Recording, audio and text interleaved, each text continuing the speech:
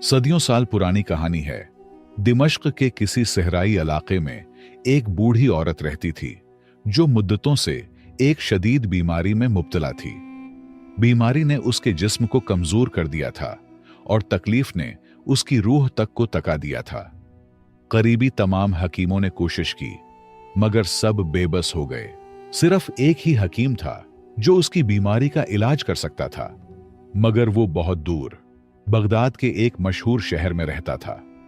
वहां तक पहुंचना निहायत मुश्किल था, खास तौर पर एक बीमार और गरीब औरत के लिए।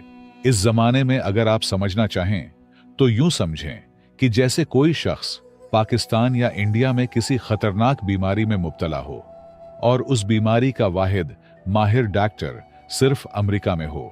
एक गरीब इंसान के लिए फासला, खर्चा, वीजा सब कुछ नामुमकिनात में शुमार होता है। उसी तरह उस जमाने में भी बगदाद जाना एक ख्वाब से कम न था। उस बूढ़ी औरत का अल्लाह पर ईमान इतना मजबूत था कि वो हर हाल में यही कहती, अल्लाह ही मेरा निगहबान है। वही हकीम खुद चलकर मेरे घर आएगा और इसका सबब अल्लाह ही बनाएगा। वही मालिक और खालिक है मेरा। लेकिन याद रखें, अल्लाह की कुदरत का कोई सानी नहीं। वो जो चाहे, जब चाहे, जैसे चाहे कर सकता है। वो नामुमकिन को लम्हों में मुमकिन बना देता है और ऐसे इसबाब पैदा कर देता है जिनका इंसान तसव्वुर भी नहीं कर सकता। यही यकीन इस कहानी की बुनियाद है। तो दोस्तों, वो जमाना ऐसा था जब सफर ऊंटों और घोड़ों पर किया जाता था, मगर उस औरत के पास न सवारी थी न सामान।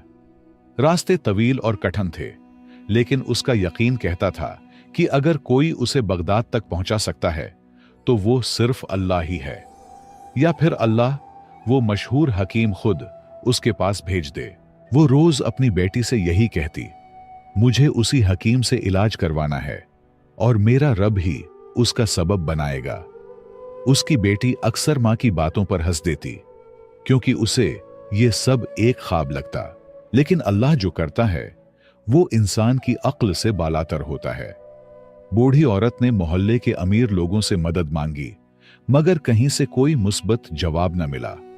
वो दर्द और मायूसी के बीच बेबसी की जिंदगी गुजारती रही, अपनी एक बेटी के साथ गुर्बत और शदीद बीमारी का सामना करती हुई। वो दिन ब दिन कमजोर होती जा रही थी। बीमारी इस हद तक बढ़ चुकी थी कि अब न इबादत की ताकत बाकी रही थी, न खाने पीने की हिम्मत। कभी खाना खा लेती तो कभी सिर्फ पानी पर गुजारा करती, मगर इस सब के बावजूद उसने अल्लाह के दरबार का दरवाजा खटखटाना नहीं छोड़ा। वो हर वक्त अपने रब से शिफा की दुआ मांगती रही, यकीन के साथ, सब्र के साथ।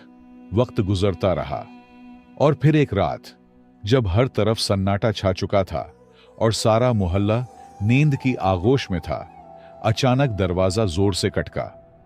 बाहर से एक आवाज आई, बहन, क्या कुछ देर के लिए जगह मिल सकती है? सुबह तक रुकना है। उस औरत ने सोचा, शायद कोई मुसाफिर है जो इस सुनसान वक्त में मदद का तलबगार है। उसने दरवाजा खोला तो बाहर दो अजनबी मर्द खड़े थे। उनकी हालत निहायत खराब थी। लगता था कि लंबे पैदल सफर की तकन ने उनके जिस्मो चेहरे से रंग नचोड़ लिया हो। प्यारे दोस्तों, आगे बढ़ने से पहले एक छोटी सी गुजारिश है। आप सबका बहुत बहुत शुक्रिया कि आप लोग हमारे वीडियोस प्यार से देखते हैं, मगर कई दोस्त बिना सब्सक्राइब किए चले जाते हैं। बराहे करम हमारे चैनल को जरूर सब्सक्राइब कीजिए, और अगर आप मेरे जबान से इस्लामी वाक़ियात सुनना पसंद करते हैं तो हमारे दूसरे चैनल वाक़ियातुल इस्लाम को भी जरूर विजिट करके सब्सक्राइब कीजिए। वहां पर आपको बेहतरीन इस्लामी कंटेंट मिलेगा। बहुत बहुत शुक्रिया। बेटी दौड़ी हुई मां के पास गई और सारी बात बताई, मगर मां ने पहले इजाजत न दी। कहा, हमारी घर में कोई मर्द नहीं, ऐसे आधी रात को अजनबी मर्दों को कैसे अंदर आने दूं? मजबूरन उन मर्दों को वापस लौटना पड़ा। वो दरवाजे के साथ ही बैठ गए, नडाल और तकन से चूर। औरत की ममता जाग उठी। उसे उन दोनों में अपने बेटे नजर आने लगे। दिल भर आया और उसने बेटी से कहा, बेटा, उन्हें अंदर बुला लो, मगर दूसरे कमरे में रखो। खाने पीने का इंतजाम भी वहीं कर दो। ज्यादा बातचीत से गुरेज करना। अल्लाह ने उन्हें हमारे दर पर भेजा है, हमारी आजमाइश है, हमें खिदमत करनी है, लेकिन अपनी हया और पर्दे का ख्याल रखते हुए।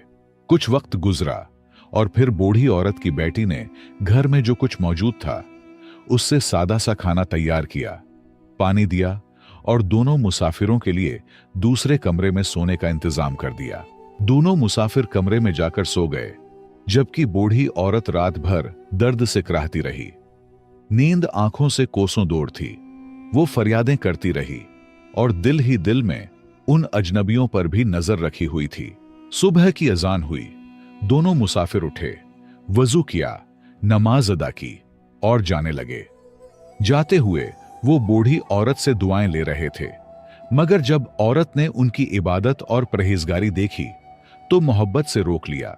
बेटा, नाश्ता किए बगैर मत जाओ, अल्लाह ने तुम्हें हमारे दर पर भेजा है। ये सुनकर दोनों आदमी रुक गए और उनमें से एक ने नरमी से पूछा, अम्मा जी आप बीमार लगती हैं, क्या हुआ है आपको, कब से परेशान हैं? बूढ़ी औरत ने धीमे लहजे में जवाब दिया, बेटा, यह बीमारी अल्लाह की तरफ से है और मैं उस पर राजी हूं। मेरा निगहबान सिर्फ मेरा रब है। तकरीबन 10 साल हो गए हैं मुझे इस तकलीफ में जीते हुए, लेकिन आज तक मुकम्मल इलाज न करवा सकी। बेटा मेरा ना कोई बेटा है ना भाई। शौहर भी 10 साल पहले अल्लाह को प्यारे हो गए। बस मेरी एक बेटी है और मेरा अल्लाह है, वही मेरा सहारा है। बूढ़ी औरत ने थोड़ा तवक्कुफ किया, फिर तकलीफ भरी आवाज से बोली, बेटा, बगदाद में एक बहुत मशहूर हकीम है। सुना है कि उसके इलाज से कई लोग अल्लाह के हुक्म से शिफा पा चुके हैं। मैंने भी उसका नाम सुना है। दिल में उम्मीद है कि शायद मेरी बीमारी भी ठीक हो जाए, लेकिन बेटा मैं मजबूर हूं। इतनी दूर जाने की न सकत है न वसाइल। यह सुनकर दोनों मुसाफिरों ने एक दूसरे को चौंक कर देखा, जैसे वो कुछ जानते हो या किसी हकीकत से वाकिफ हो। खामोशी से औरत की बातें सुनते रहे। बूढ़ी औरत ने आसमान की तरफ देखा और एक मदम मुस्कुराहट के साथ बोली, बेटा, मेरा ईमान है कि जिस रब ने बीमारी दी है वही शिफा भी देगा, दवा भी वही भेजेगा। बंदा तो बस कोशिश करता है और जो मेरे बस में था वो मैं कर चुकी। अब सब उस रब करीम के सुपुर्द है।